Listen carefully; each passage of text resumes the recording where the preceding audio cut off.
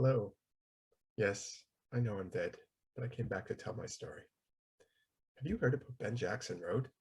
That was named for my great accomplishments in history. That's an amazing thing to do for someone. I'm so thankful. My dad told me that I was destined to sail. It was a huge part of my life. I loved it so much. I started sailing at a young age, and I grew up sailing when I turned into a man. I started off with sailing for my first job. It made me so happy, but I had to take a break to be ready to have 5 blessed children. The beautiful mother of those 5 is Rachel Cartier, the love of my life.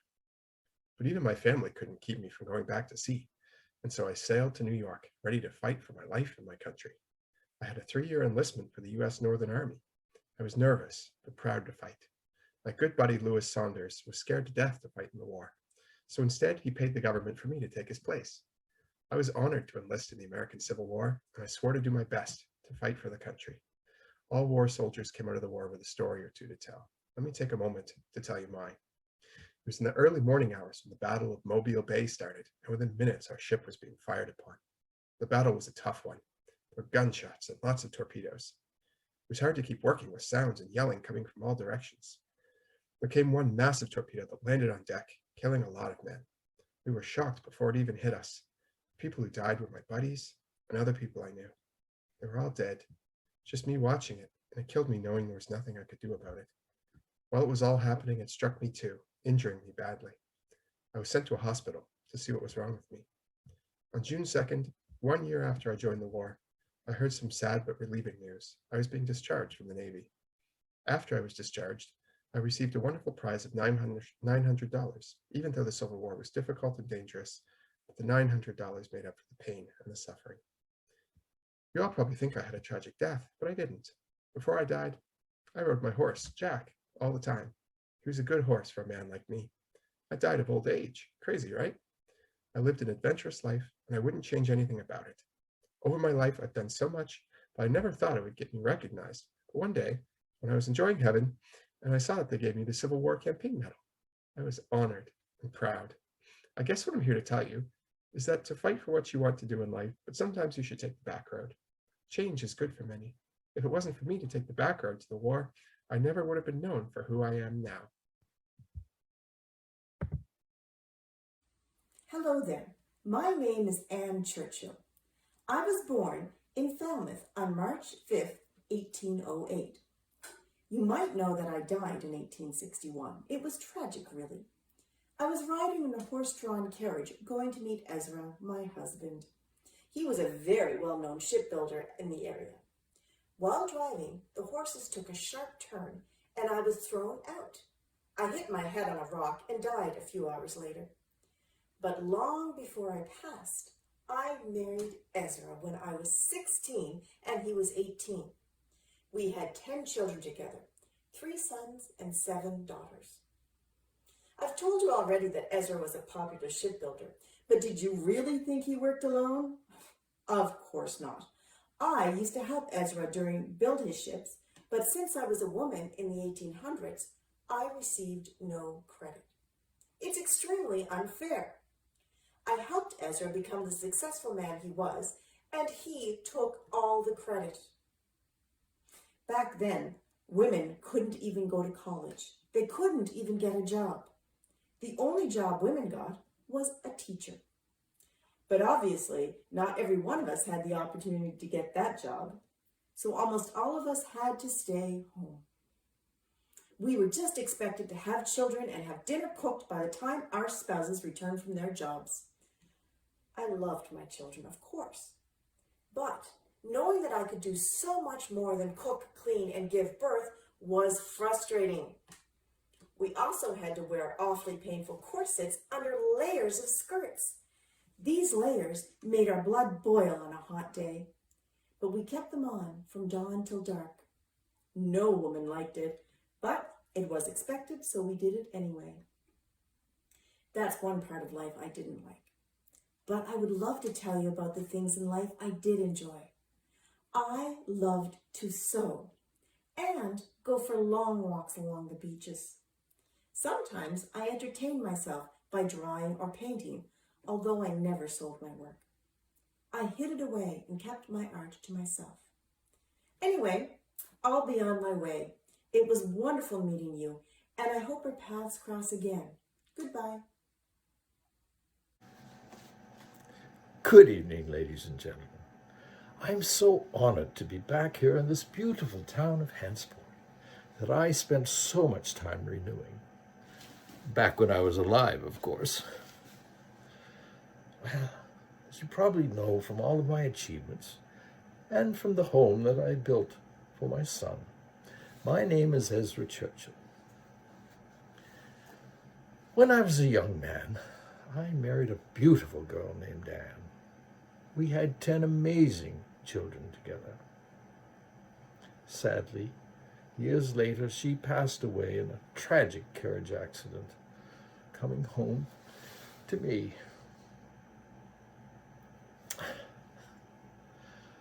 After her death, some time later, I married Rachel Burgess. We tried to have children, but only one survived childbirth.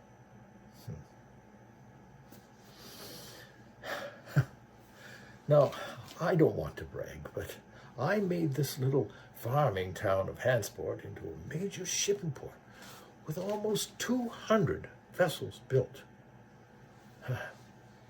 I was one of the biggest shipbuilders in all of Nova Scotia. But that's not all I did. I bought timberlands and built sawmills. With the gypsum mines just in the town over, I decided to invest in the expansion of mines. Gypsum soon became the leading export for my ships. I guess you could say that I was becoming a well-known man in these parts. Because in 1860, I hosted His Royal Highness the Prince of Wales. I became very wealthy. Sadly, I passed away in office in Ottawa in 1874. Well, I see the time is here for me to leave. But it's so nice to see that the house that I built for my son is still standing and being enjoyed by the people of Hantsport.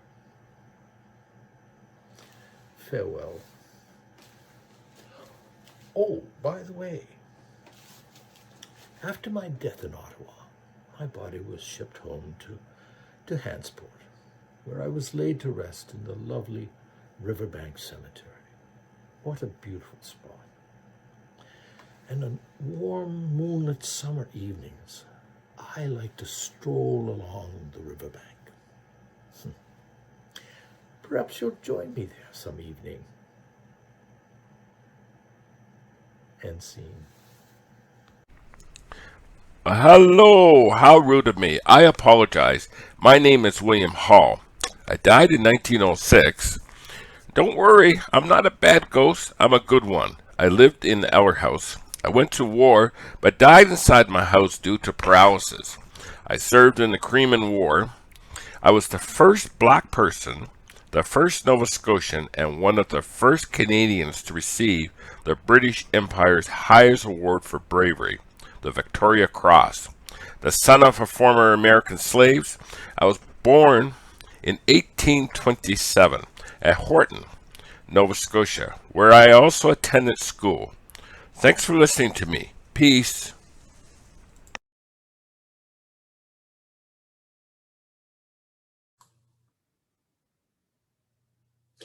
I am Silas Tertius Rand. I was born on May 18th, 1810, in the community of Brooklyn Street, about 6 miles west of Kentville. I was the son of a bricklayer. My father's name was Silas Rand. I was named after him. His wife was Deborah Tupper. My father taught me how to read, then he later sent me to school. Even though I loved my father and enjoyed learning bricklaying from him, the day I left school at age 11 was the worst day of my life. Luckily for me, my father continued to teach me how to read at home. When I was 19 years old, I was introduced to English grammar and began to study languages. But I couldn't wait to get back to school, so when I turned 22, I went back to school to learn English grammar.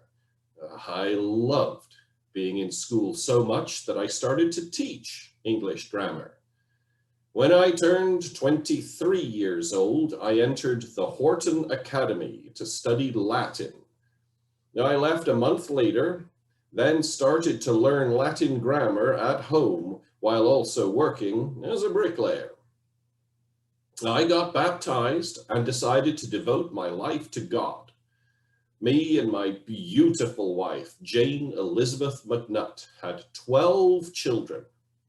I worked amongst the Mi'kmaq. I created a dictionary for the Mi'kmaq language and collected numerous legends. I produced the whole New Testament and the Old Testament books of the Bible, including Genesis, Exodus, and Psalms, into the Mi'kmaq language. I also kept a diary that was written primarily in Latin. I was the minister in Windsor, then in Charlottetown, Prince Edward Island, before I moved to Hantsport. It is at the Riverview Cemetery in Hantsport where you can find me today. They buried me there when I died in 1889 after a long and happy life. Well, that's my life story. And as the Mi'kmaq say, I'll be saying you again. Nimultes.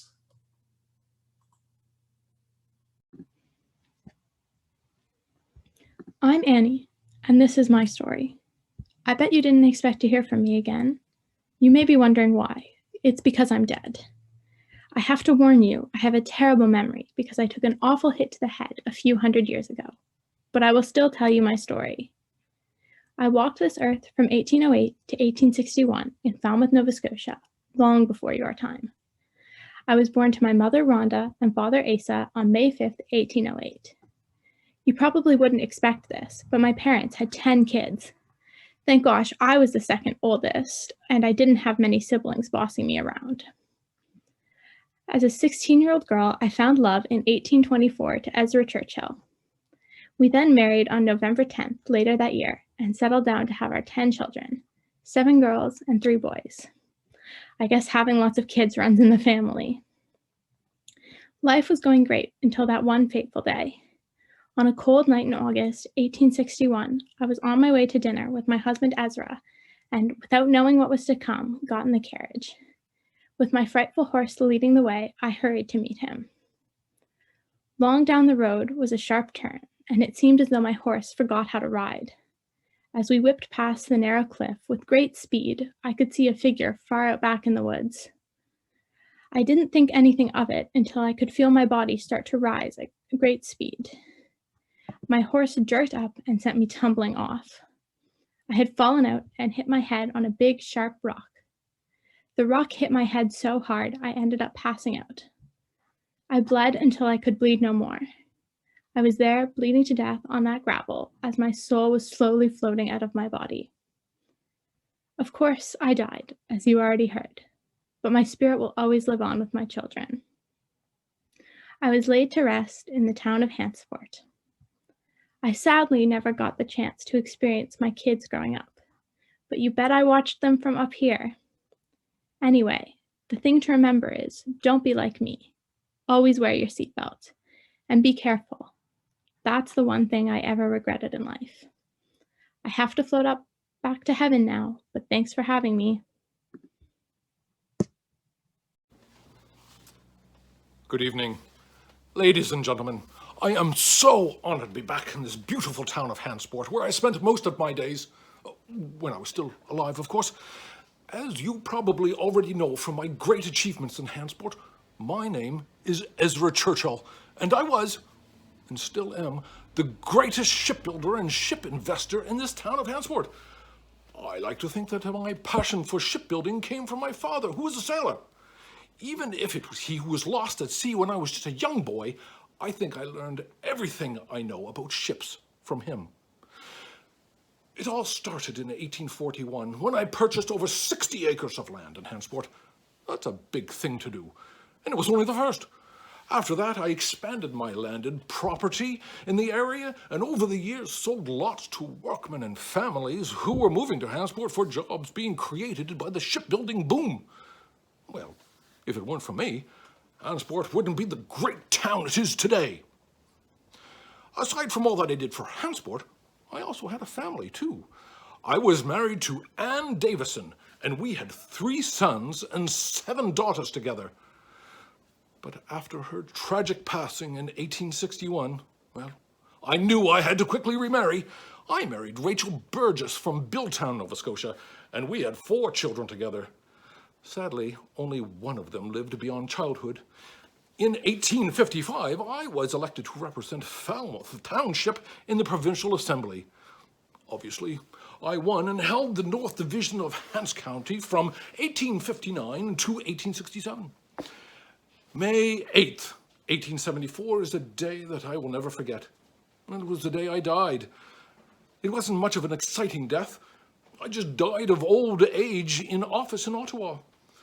But instead of being sad for myself when I died, I was sad for the town of Hantsport. I knew that Hantsport wouldn't be the greatest and best once I was gone. But I guess now looking at it, it's not as bad as I thought, but still not great. Luckily, before I died, I built a large mansion for my son, John Wiley Churchill. The house today is known as the Churchill House. Good evening.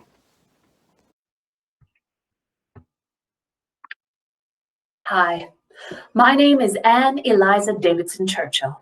You may have heard of me in stories, or maybe even seen me before I died. But anyway, we're getting off topic. I'm here to tell you my story. It's quite tragic, it is. It was March 5th, 1808. That was the day I was born. My parents were Asa and Rhoda Fox Davidson. I also had a brother whose name was Edward Lee Davidson. He was my only brother or sibling at all. But I'm sure that I'm so glad he was my only sibling. He would always be coming to prank or bother me when we were kids. Speaking of kids, I also had 10 children. Their names were Annie, Eliza, Joanna, Mary Jane, George, Rhoda. Now she was quite the troublemaker, always up to no good she was. Well, let's finish up telling you the names before I forget. I hit my head pretty hard, you know. This old brain isn't what it used to be. So let's get on with it. Wait a minute. What were we talking about? Ah, yes, never mind. We were talking about my children, John, Elizabeth, Rebecca, Cyrus, and Regina. I'm out of breath. Well, now I must tell you about how I died. It was August 30th, 1861. I was off to run some errands for my husband, Ezra Churchill. Wait a minute. I suppose I never told you he was my husband. See, I told you, this brain of mine isn't what it used to be. Well, anyway, I was also going to the market to get some groceries for dinner. I wonder if my children went hungry that night, considering I died. Anyway, I was off to do some errands and go to the market when all of a sudden a fox ran in front of my horses, Lucky and Goldie, and scared Lucky. Oh, and she started running, and Goldie followed after her, and then one of the wheels hit a rock, and I went flying through the window and hit my head. And no one found me in time to save me. That's how I died. I told you it was quite tragic. I hope you enjoyed my story, and I sure do hope my children got something to eat for dinner.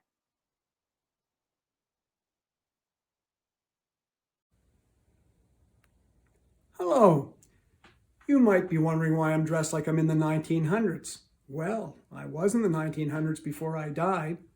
Oh, how rude of me. I'm J.B. North, one of the best shipbuilders in Hantsport, and it was all because of my hard work. Oh, I almost forgot. I'm here to tell a story. So, here I go. I didn't start off with luxury, so I worked for Mr. Churchill. And the first ship I built, I worked for him. It felt so good to get the job done. It was called Herald. Then I built another boat, Perseus. Then the last one I built for Mr. Churchill was Augusta. After I finished working for Mr. Churchill, I built over 30 ships in my shipyard. I have had lots of kids ever since my wife and I married. We wanted plenty of kids, but not too much. We had 2 boys and 3 girls. Me and my family opened the store just to get some extra money. Not like we didn't have any. Most of the time, me and my boys would build ships together and they would work in the store. I was so proud of my family. They're probably living their best life right now. Most of my life I worked hard, and that's why I believe I was paralyzed for 8 years. The worst way to die, and was just sitting there doing nothing. And I couldn't do so many things, but I could still do my favorite thing. I would get my wife to push me outside and watch the vessels pass to and fro. That's why ever since I died, I devoted my life to having a little more fun. Not working all the time, and not like I was working. And all I gotta say is, live life to the fullest, but still work hard. Well, nice meeting you. Hi. You must be wondering why I'm here in the living world. Well, I've come to tell you my story. I was born in 1806 on May 18th in Yarmouth, Nova Scotia. In 1824, I married my first wife, Anne Davidson. We had 10 kids, 3 sons and 7 daughters. Now, I had a family to support, so I had to get a job. My father had died at sea not long before I was born, so I had always had a close feeling to the sea. So I bought a 66-acre spot in Hantsport. At the moment, I was doubting myself because it was a lot of money I was going to spend, but I eventually bought it. And over the years, I bought more land from other people and then sold some of my land to others. On the land that I had, I built a shipping port. It was pretty big. And that's where I built my ships. At one time, I had hired J.B. North to work for me, but I fired him a few years later. In 1855, I was elected to represent Falmouth in the Provincial Assembly. I was so very proud. Soon new boundaries were formed, and then I won the North Division. I was very happy when I heard that I won. I've always liked ships, so in 1856, I built my first ship called the Morning Star. My wife Anne helped a bit with the designing, but she didn't get any credit. Sadly, in 1861, she died on a horse carriage ride. So then a few years later, I married my new wife, Rachel. In 1871, I bought the house I died owning from Judge Halliburton. Years later, I died in 1876 in Ottawa, Quebec, in my sleep. So that's my life. It is full of events and jobs. I lived a nice life.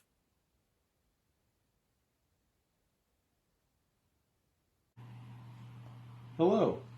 You may be looking down at my grave in Luckerville, where I was born and raised. Growing up, I had a job working on ship vessels, then later sailed to the United States during the Civil War in 1864. And I fought in the Union Army for Lewis Saunders. Then I was in the Battle of Mobile Bay in August of 1864. Whilst in the battle, a grenade had been thrown on deck. I then picked it up and threw it overboard before it could blow up. Mobile Bay was filled with torpedoes, and I disarmed many torpedoes, but whilst I was disarming one of the torpedoes, it blew up, only leaving long-term effects from the impact and causing me to spend months in the hospital.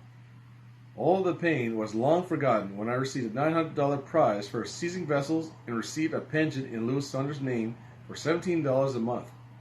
When I came back to Nova Scotia, I had a small farm where I could sell fish and homegrown vegetables with my horse Jack.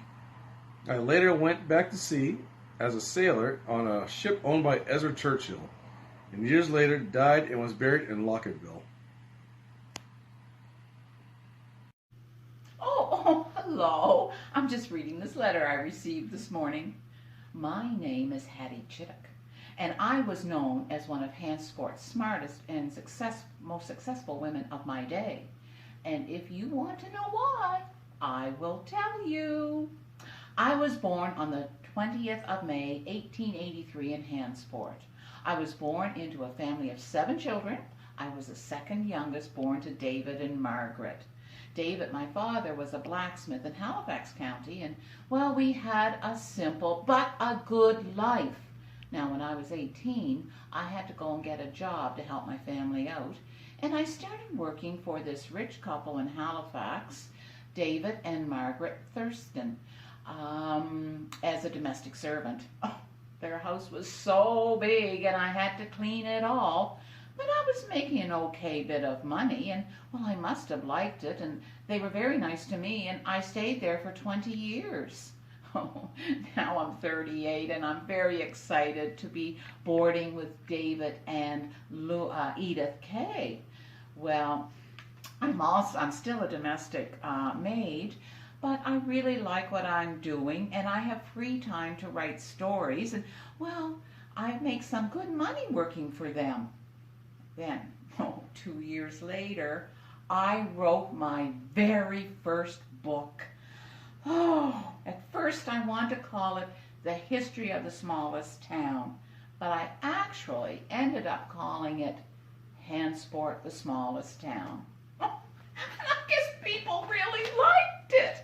Oh, they named a road for me, and, well, after 20 years when I died, they made a park for me.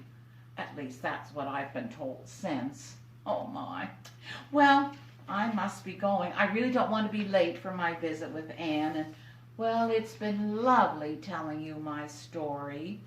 But I want you to have a good, safe summer in Hantsport, the smallest town.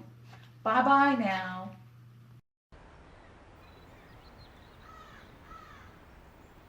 Hi. You probably didn't see me here. I used to walk the streets of Hantsport quite a bit. I used to work with ships. I built the house at the Hantsport Memorial Community Center for my son.